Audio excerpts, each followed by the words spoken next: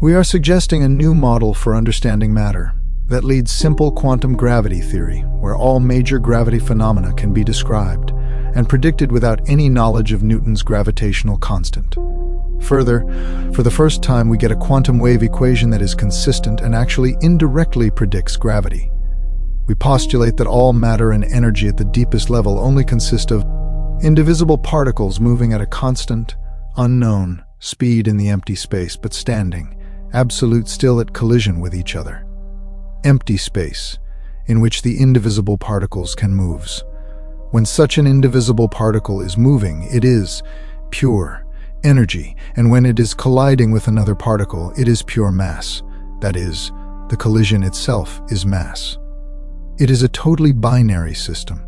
This simple theory seems to explain such things as wave-particle duality in both light and matter.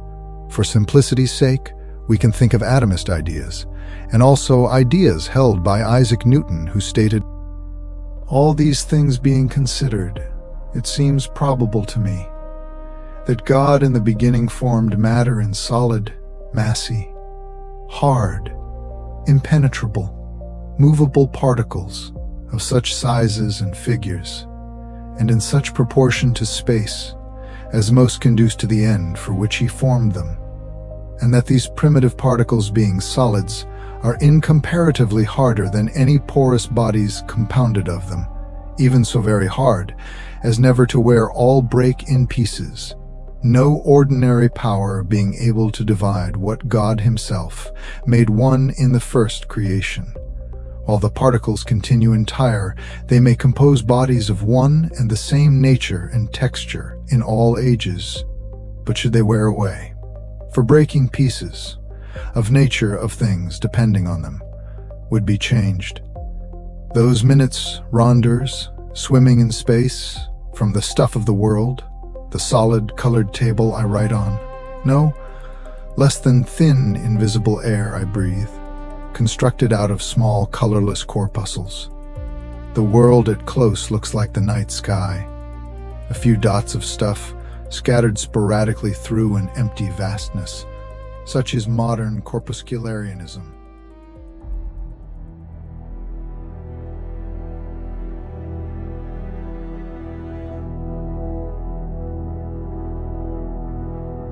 Newton actually made a substantial number of references to ancient Greek atomists, such as Lucretius, so it clearly one of his inspirational sources, although whether it played a role and has discovery or not is unclear.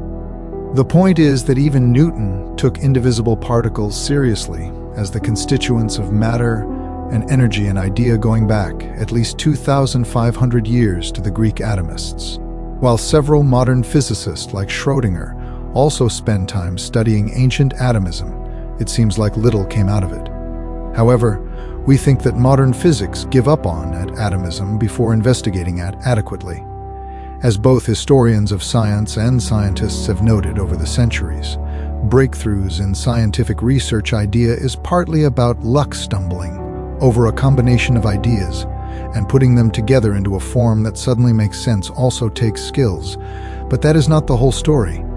The so-called wavelength in light, we will claim, is simply the empty space between indivisible particles traveling after each other in the same direction.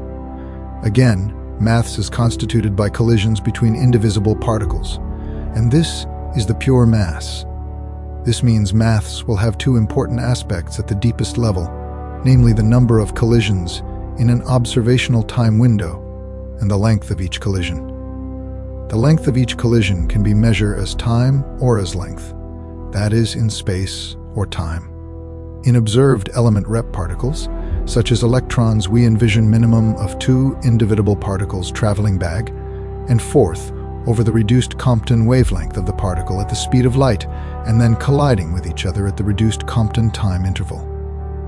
An electron will therefore consists of this most fundamental maths, that is the clash of point between two belly block of proton at the following time per second. This means the sum of the collision masses, mx, must add up to the experimentally well-known electron mass. We clearly see that the collision mass mx is observational time window dependent in this model, as it is the electron mass multiplied by a time interval, namely the Compton time of the electron. The electron mass is considered to be observable time independent. This means the collision mass, mx, must be time dependent, because one can assume we measure the mass of the electron in half a second instead of a second. Then the internal frequency must be simply half of what it was in a 1 second observational time window, that is.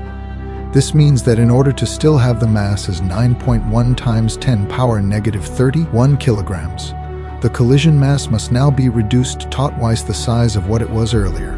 That is, the collision mass is observational time dependent. An interesting question is then, if there exists a shortest possible time interval, what will the mass be then? This is something we will return to later. We will discover that standard mass measures such as the kg are far from optimal, and we would say even a bit primitive, as they contain a limited amount of information about what exactly matter, is. The reduced Compton wavelength is given by. This means the mass can be found if we know the Compton wavelength, the Planck constant, and the speed of light, well known. For example, has shown that one can finfy the rest mass energy of the electron simply by extracting the Compton wavelength through Compton scattering. This means the Compton wavelength is the only property that changes between different masses, elementary particles, as the Planck constant and the speed of light are constants. Still, the formula does not seem to give us much intuition about exactly what mass is. However, we will suggest that the Planck constant is linked to the number of collisions per second in 1 kg of matter. An electron has an internal collision frequency per second of. Our mass definition in kg is then simply the number of collisions in a particle relative to the number of collisions in 1 kilogram. For an electron, this is. In our view, kg is then simply the collision frequency ratio. In ancient times, a practical quantity of matter, a clump of matter, was chosen to standardize the quantity of mass. To do this, the mass could not be too small, as this in an age of inaccurate weights would give too much uncertainty for practical purposes. Neither would it be practical to work with too large a clump of matter, as that would be heavy to move around, and in those days, weights in the form of clumps of matter were actively used by merchants. Weight measures are used to standardize trade, and to make sure one could compare prices on the same quantity.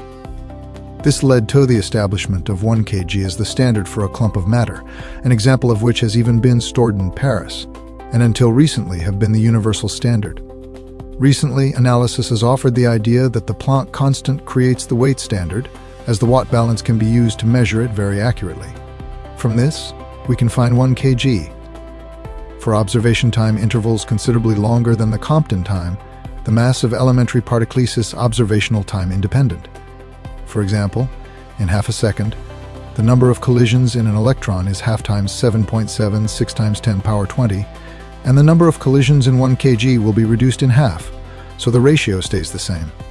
Thus, the collision ratio is observational time independent in this case, as long as the observational time window is much longer than the Compton time. Therefore, it may look like mass is not related to time, but it is. Next, let us get close to an observational time of the reduced Compton time of the electron. For example, if we are observing the electron within a time window of 1.5 times wavelength over speed of light, then the number of observations of the electron will still be only 1, since there are only collisions at every whole reduced Compton time. However, the number of in the 1 kilogram during this time window is. So, all elementary masses are observational time dependent if the observational time interval is short enough.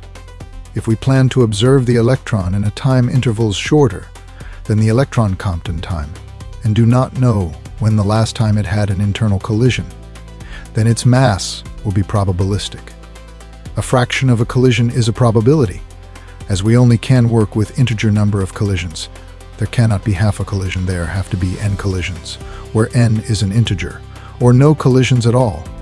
The smallest possible mass is 1 collision. Compared to the number of collisions in 1 kilogram, we get the collision ratio.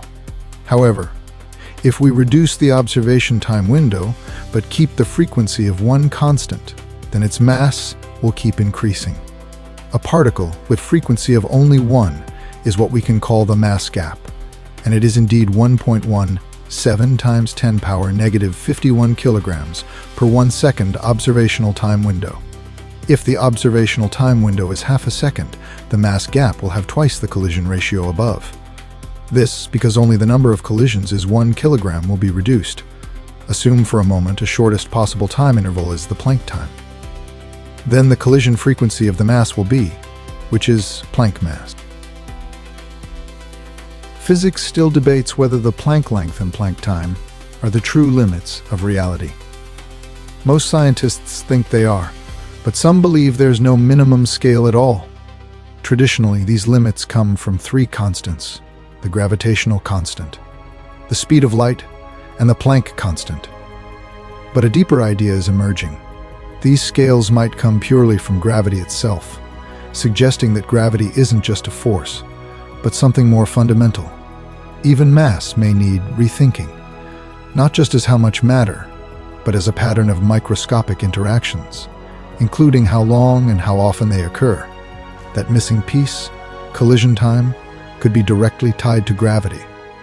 If true, this points to a bold possibility: gravity, quantum physics, and the structure of reality may all emerge from the same underlying process.